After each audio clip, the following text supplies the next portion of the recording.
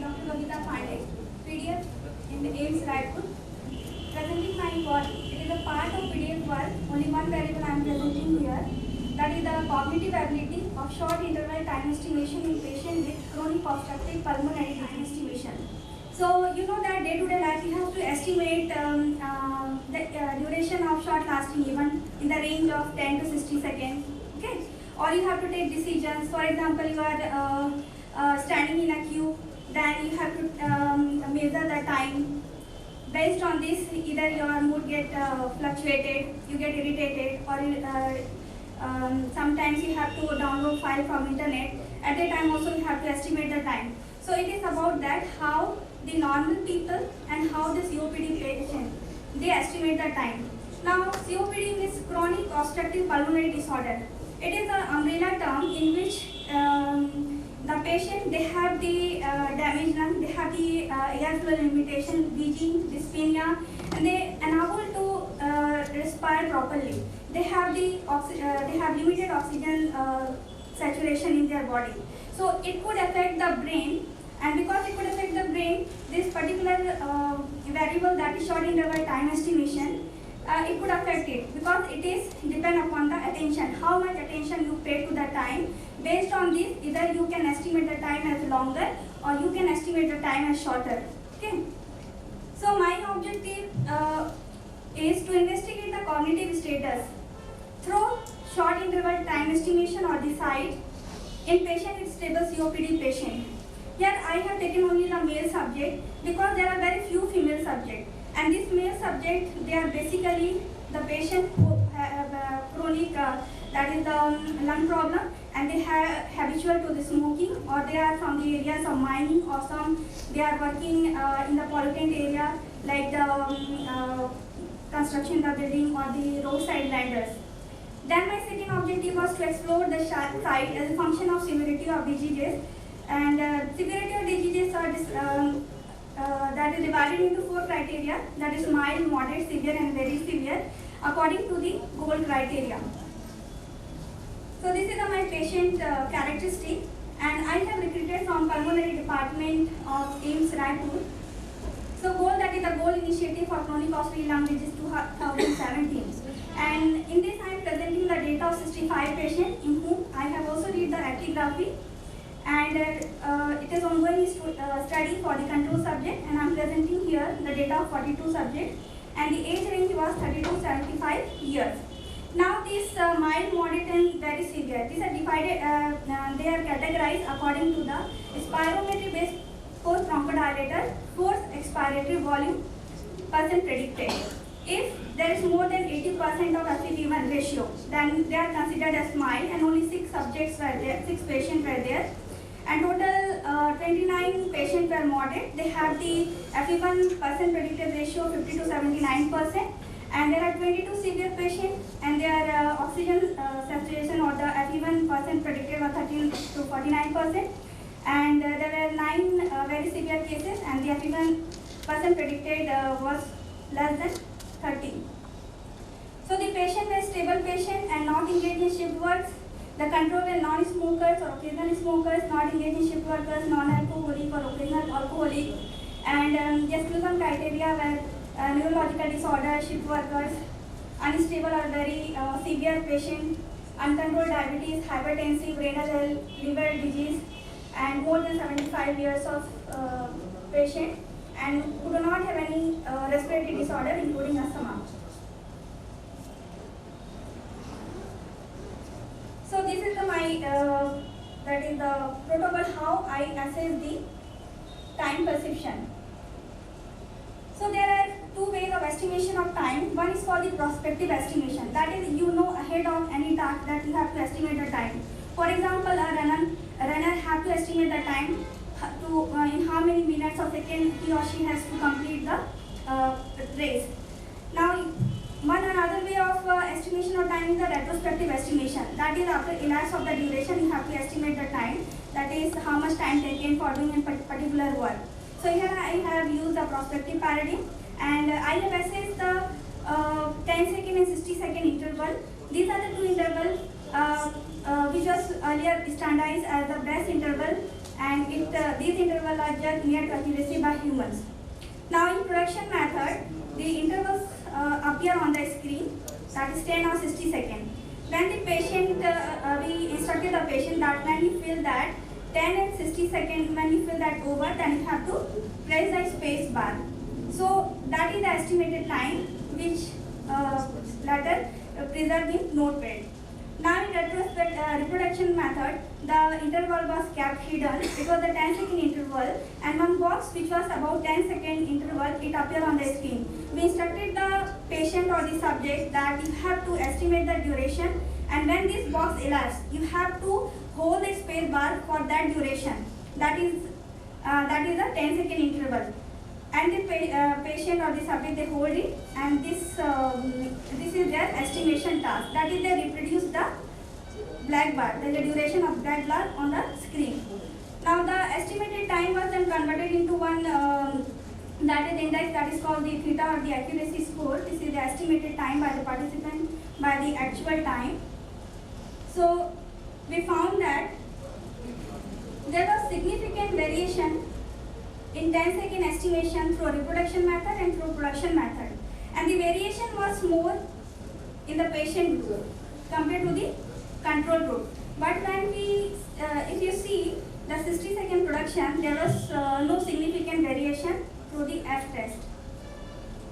Now, we have also seen the variation in terms of the, that is the mean, how the control and patient group estimate the 10-second and 60-second. So we have used the Mann-Whitney test because the data was non-normally distributed, and we found a significant difference in 10-second reproduction, but not in production and 60-second time production. Patient group, they estimated longer compared to the control group. So it shows that the patient have the distorted time perception for the 10-second, and through the reproduction method, which is rely on the memory more rather than the attention. Now we compare the severity of diseases for the 10-second and 60-second estimation in terms of the variability and in terms of the mean estimation. So we found no significant difference through the Kruskal-Wallis test. They all estimated the 10-second or 60-second similar, but the difference was observed in the estimation of the 60-second, that is with increasing severity. The estimation of 60-second was decreasing, and the variability was more in case of the mild patient compared to the very severe. And also, in meanwhile, the very severe patient, they get shorter estimation of time. That is, time is flying for them, running faster for them compared to other group. And the mild patient, they estimated better than the moderate, severe or the very severe cases. So from this ongoing study, that we conclude that there is a trend of distorted time perception in COPD patient, and the site is related to the cognitive impairment with severity of diseases. That is, with increasing severity of diseases, the short interval time perception is decreasing.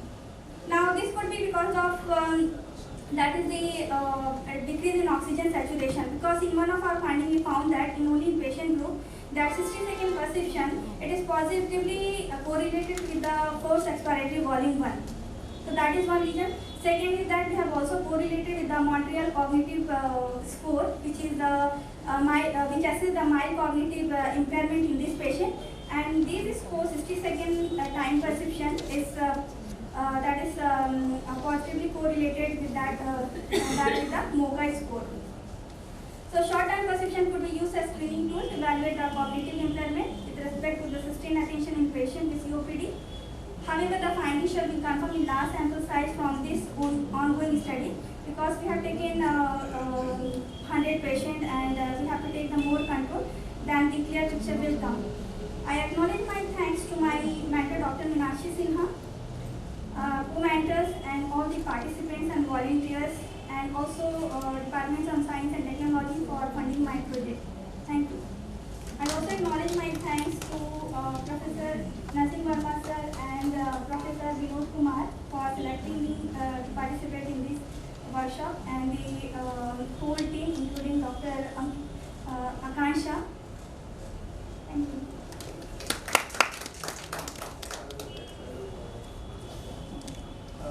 Patient will be cognitively impaired. I mean, what will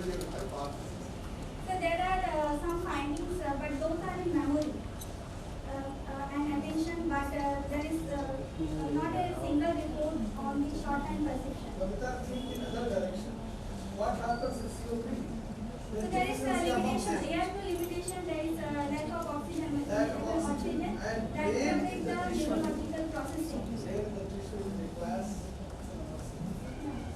So, all the cognitive functions are governed by which are? In the frontal region, the required oxygen, proper oxygen. So, It is already studied in control subjects that through functional magnetic resonance imaging that this frontal area and parietal area they are involved in the time position, but they are in control patient, Parkinson's patient. they are taking hypothesis. So, No, that's not hypothesis. There is a difference between null hypothesis and hypothesis. So, hypothesis would be that the lack of oxygen can impair the higher order brain functions. So, that's the hypothesis. And if you start with the everybody is doing hypothesis. So then you say that let's say these are measurable cognitive parameters, easily measurable parameters. So of these, I selected this one. So then people get attracted, right? This is so how to present you rather you validate it by doing some measurement that they had this abstract and then you show the data, so it will be more qualitative. Was there any significant difference between? actually, this is the digits which start coming, it's showing its effect from at the age of 40, 39 to 40 years. And initially, 75. Because we did not find the patient that is in the range of 40 to 50 months, there are only 2-3 patients, and most of the patients are in the range of in between 60 to 72 years. And only 1 or 2 patients are 75. But I have not, that is seen in between young and old. More cognitive impairment in older group than the younger group. In control subject, already there are studies that is with aging there is that is the slower neurological processing. That's why the older age group they have the cognitive decline with aging compared to the younger age. So the number of patients in COPD and control of older population. In this 65, yeah, 65 patients, 40 The graph, 42 control. Which graph? the last one. Yeah.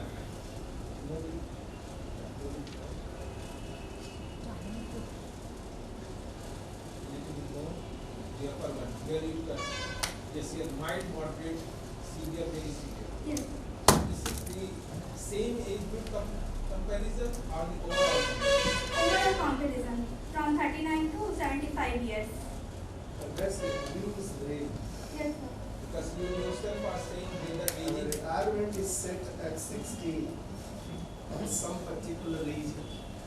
And then the professors retire at 65. So I will, that is compare that is young and old as per your suggestion.